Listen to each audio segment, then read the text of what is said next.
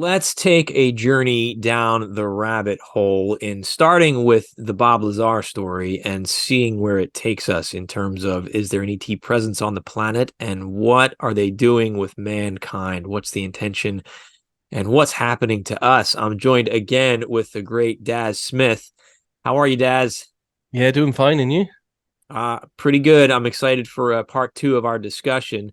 We just finished our Bob Lazar talk. We decided to cut this up into two parts: the data and the reviews of everything going on, and then this episode is going to be more about the woo on the Future Forecast podcast. Again, this is episode two of it.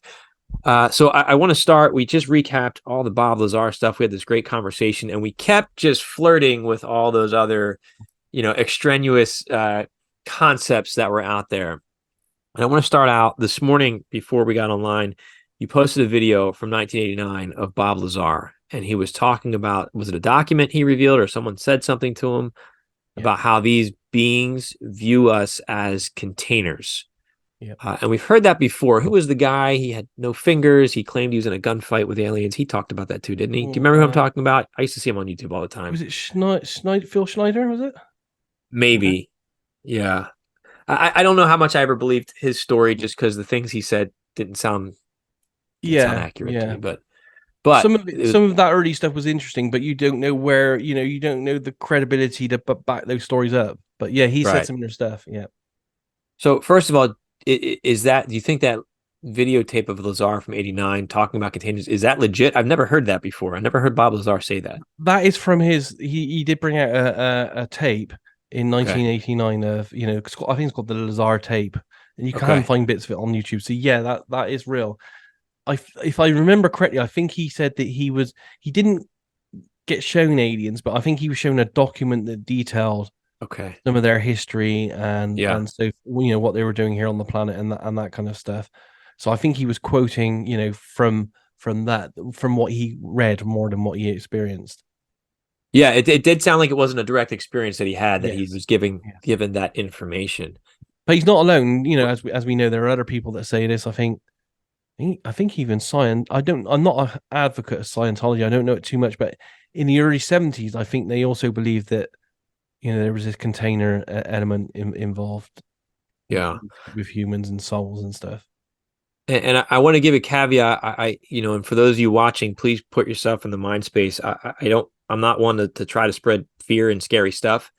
I think this is an interesting concept when it comes to UFO discussion that's worth exploring.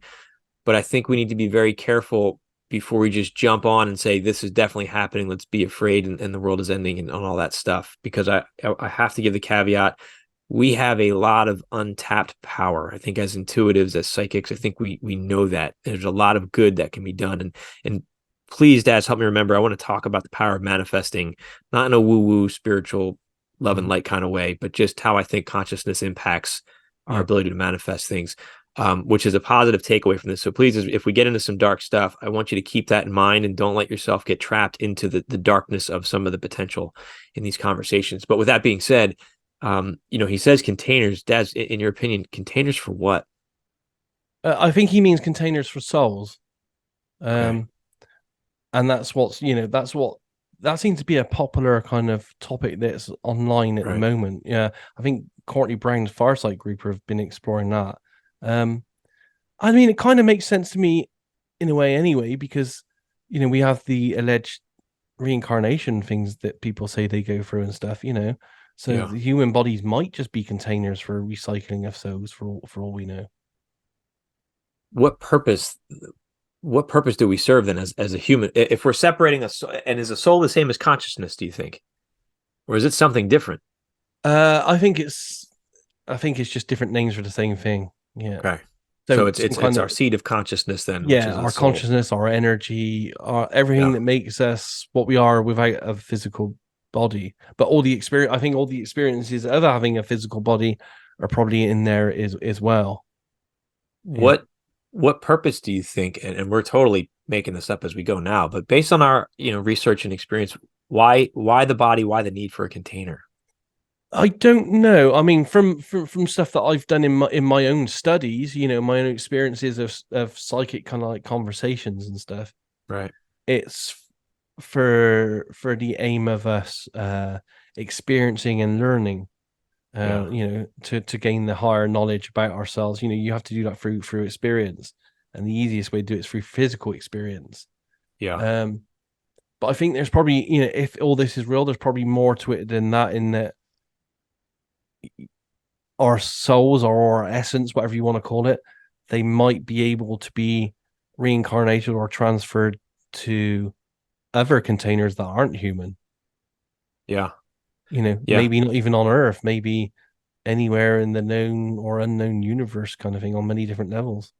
What's interesting in Bob Monroe's book, for those who aren't familiar with Bob Monroe, the founder of the Monroe Institute, he developed a technology and a practice to create the right conditions for an out of body experience. He put 3 books out. They're fascinating books about just his journeys and exploring of the universe out there in the psychic ether.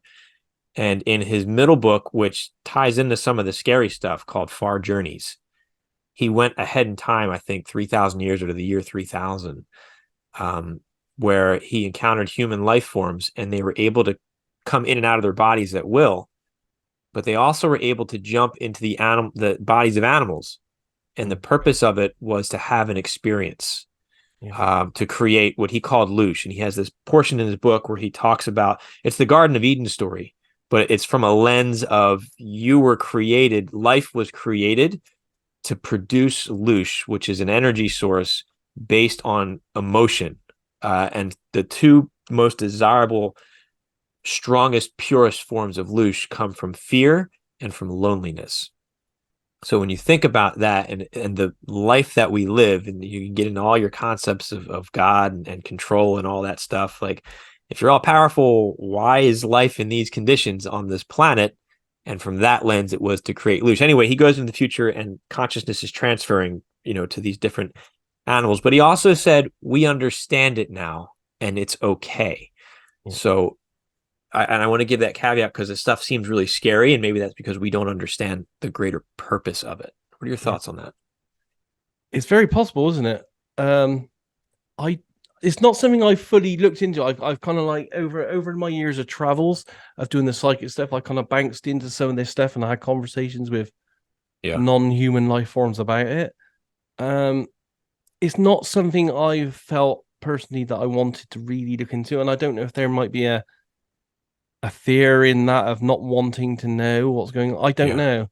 Um, it does seem to be something happening, because I can't otherwise quantify what's happening with the alleged reincarnation stuff, if that is actually happening, of course. But it does seem like we are separate. Our essence is separate from our physical body, and that I Yeah. do believe that in some format it does continue after death in some way. Yeah. I don't know about the container thing, though. I have to be honest. And or why, and why that would involve the alleged aliens or non-humans. To what degree are they using it? Is it a food source? Is it an energy source? I don't Right. know. I mean, it's all concepts that have been covered in popular culture, like the Matrix.